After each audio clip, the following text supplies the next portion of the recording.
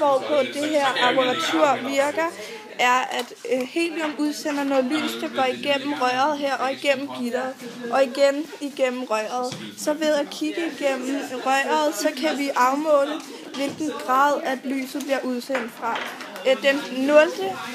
orden, den bliver udsendt ved 0 grader.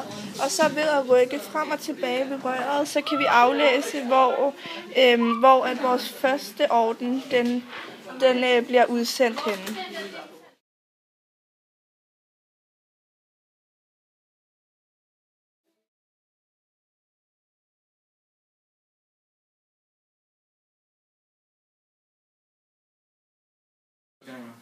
Måden, hvorpå vi finder vinklen af vores spektralinje, det er ved at aflæse på pilen. Her ud fra pilen, ser vi så, at den er 350 cm, eller 350 grader. 350 grader.